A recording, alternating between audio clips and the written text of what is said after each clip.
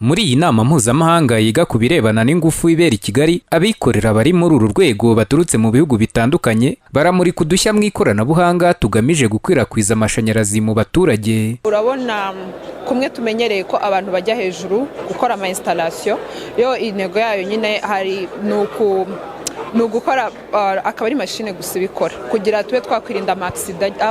Dufite insinga ziza cyane ku rwego mpuzamahanga, ibyo bigaragazwa cyane cyane na certificate dufite, tukagira n'umwihariko wo gukora insinga zifite pure copper 100%. Kongera ishoramari mu rwego rw'ingufu hagamijwe guhanga udushya twatuma abanyafrika bagera kuri miliyoni 600 batagerwaho n'amashanyarazi bayabona, ni bimwe mu byagarutsweho n'abitabiriye inama mpuzamahanga yiga ku birebana n'ingufu. Umunyamabanga wa leta muri Minisiteri y'Ibikorwa Remezo Olivier Kabera yagaragaje imwe mu mishinga u Rwanda rufite igamije kongera umubare w'abaturage bagerwaho n'amashanyarazi. Mu rwego rwa gaz metane hari imishinga minini ibiri itanga ingufu z'amashanyarazi zigeze kuri megawati hafi 80.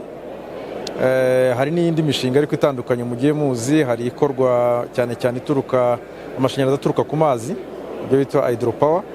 Hari umushinga urimo gukorwa kuri Nyabarongo ufite megawati 28, ariko akaba ari icyiciro cya mbere kuko umushinga ubwawo ni munini, ni umushinga uzageza kuri megawati hafi 130.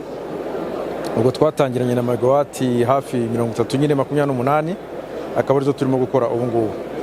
Ntabwo byashobotse rero ko muri 2024 tuba tugeze ku ijana nk'uko twe twarabyemeje mu kugeza abaturarwanda bose ho amashanyarazi, ariko ni intego tugifite twibwira yuko tuzabasha no kugeraho mu gihe kidatinze, ndetse muri no NST2 twayo ntego yuko twaba tubigezeho mu gihe kitarenze imyaka 5. Inama mpuzamahanga yiga ku birebana n'ingufu Africa Energy Leadership Summit iramara iminsi 3 ibera i Kigali, ngo ikazaba n'umwanya mwiza ku Rwanda wo kureshya abashoramari bafite imishinga yarufasha kugera ku ntego rwihaye yo kugeza amashanyarazi mu ngo n'ahari ibikorwa bibyara inyungu ku gipimo cy'100% mu mwaka wa 2030. Daniel Hakizimana, Flash TV.